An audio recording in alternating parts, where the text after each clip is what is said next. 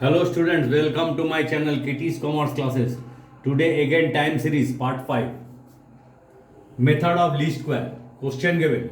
Fit a trend line by using least square method to the following time series. Estimate the amount of sale for 1950. Year given 1950, amount of sale 15. Year given 1951, sales 18. Year given 1952, amount of sales 20. Year given 1953, amount of sales 25. Year given 1954, amount of sales 30. Year given 1955, amount of sales 34.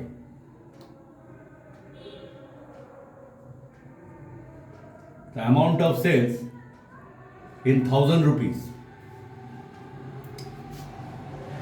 Answer: let y equals to a plus bx be the required equation of the straight line trend with origin at the midpoint of 1952 and 1953. Why? Because number of years is given in the time series equals to 6.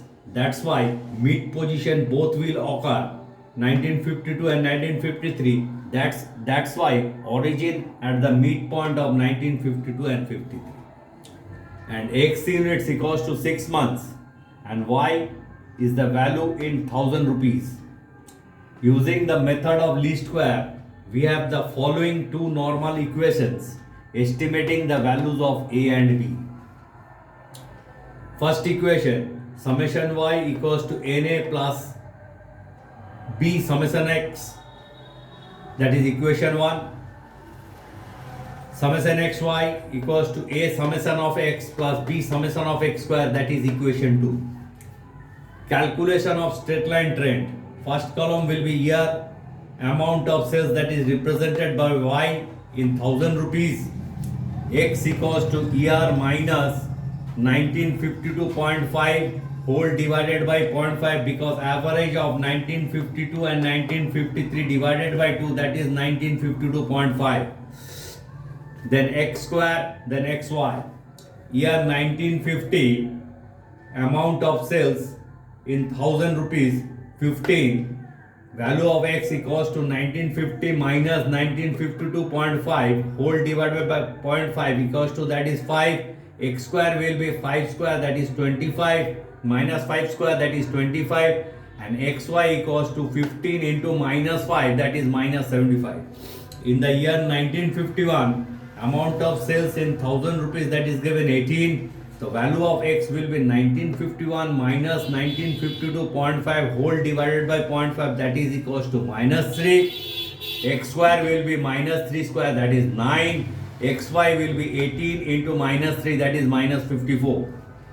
For 1952, amount of sales in 1000 rupees, that is 20. Value of x will be 1952 minus 1952.5 whole divided by 0.5, that is equals to minus 1.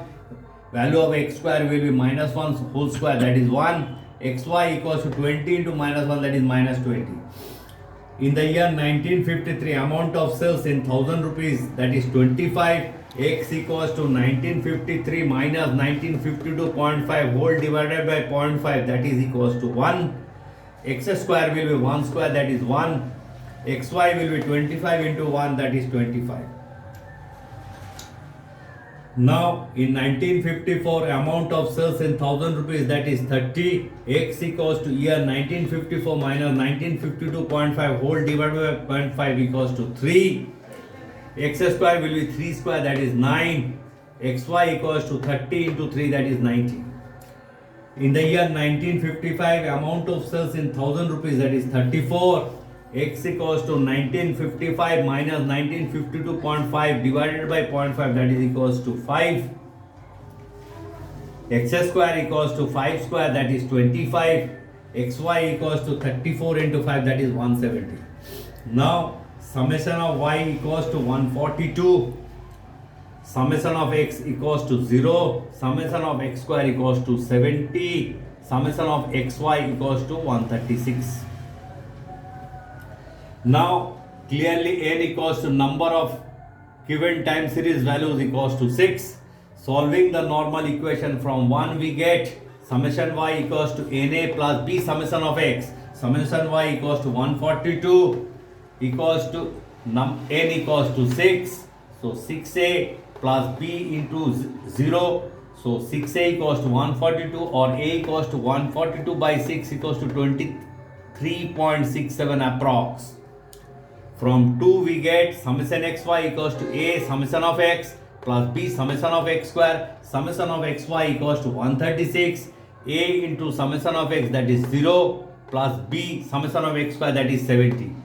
Or 70b equals to 136, or b equals to 136 by 70 equals to 1.9428, that is approx. Putting the values of a and b, the trend line equation given by y equals to value of a is 23.67 plus 1.9428x. Clearly we have x equals to 11 for the year 1958, y x equals to 1958 minus 1952.5 whole divided by 0.5, that will be equals to 11. Hence putting the value of x equals to 11 in the trend line equation, we get y equals to 23.67 plus 1.9428 into 11, or y equals to 23.67 plus 21.3708, or y equals to 45.0408 in 1000 rupees.